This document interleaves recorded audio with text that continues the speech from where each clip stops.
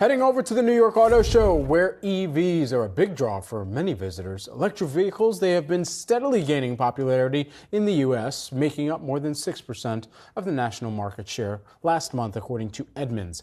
That's up from just 4% a year ago, and Yahoo Finance's Dave Briggs is on the scene with Edmunds Editor-in-Chief Alistair Weaver. Take it away.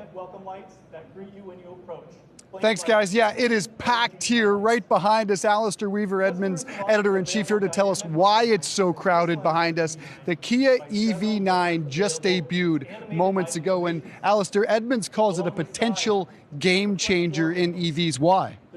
Well, what's interesting about this, guy, is a proper three-row family EV. We've seen a lot of smaller EVs. This is a three-row, similar in size to Kia Telluride, but this is a pure electric vehicle. And there's been a lot of interesting debuts here. Talk about the Genesis debut we saw earlier, a concept car, as well as the Ram EV pickup, the 1500 Rev. What stands out? Yeah, the Genesis is a brand that's on a real roll at the moment. That's Hyundai's luxury brand. GV80 Coupe concept, which isn't really a concept at all in that it's heading for production. And then Ram, they're a little bit behind the Ford Lightning, and there's a Chevy Silverado EV this year, but Ram making a big noise about their new electric truck. So everybody's getting into the EV game. Who's really leading in that pickup space that's got a lot of buzz over the last year? Well, of course, Ford were first to market with the F-150 Lightning. Chevy's hitting the market this year with the Silverado EV. And now Ram is saying we might not be first, but we're going to be better. We're going to have more range. We're going to have more usability. So they've got the opportunity to see what other people are doing, and now they're coming with their own alternative.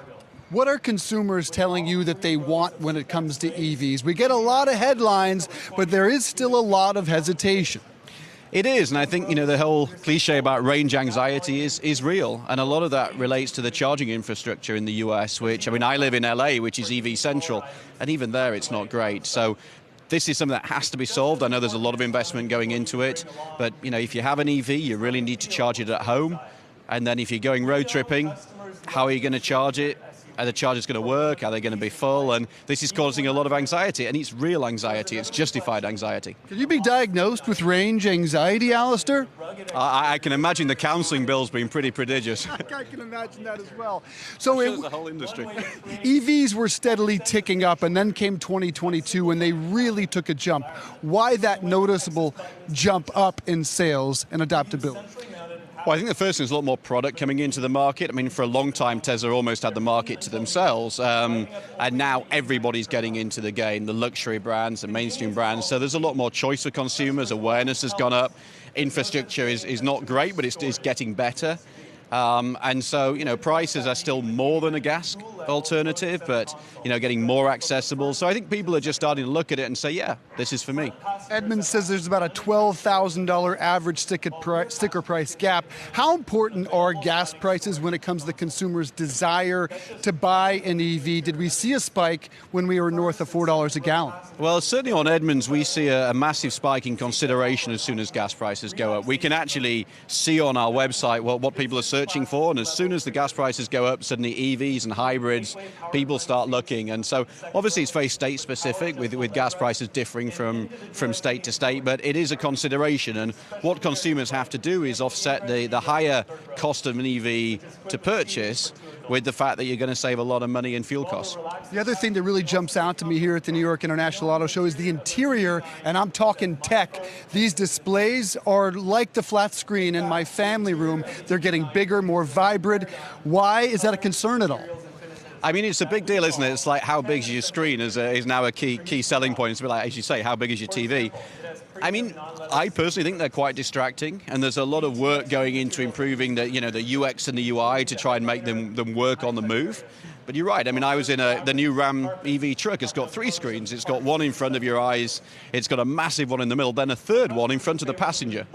So it's just, our cars are becoming pretty distracting. We're also seeing integration of third-party apps, most notably the app that everyone wants in a car, which is Apple CarPlay, but someone's actually getting out of that space. It's GM. Why, and how is that decision being received? Why, I can't honestly tell you. It's sometimes the industry makes decisions, or people within the industry make decisions that just sort of blow your mind. We know from the data CarPlay is one of the most appreciated features in both a new and a used car by consumers. consumers. GM's announced they're getting rid of it. Makes zero sense to me, and I think there's been a big backlash online. So maybe they reverse the decision, who knows? But a very strange one, because that's what consumers are asking for. Where are we in terms of EV market share according to Edmunds, and where do you think we'll be by the end of the year? So it's pretty noisy in here now. Yeah, turn into a club here. Yeah, we got to start dancing. It's kind of going up to around just over 6% at the moment, tracking this year. Much higher in California, around 17-18%. But then, we're expecting it to keep creeping up as the years go by. And it's interesting being here. The whole show is about EVs, but it's still only 6 and a bit % of the market. But one of the considerations, of course, is supply.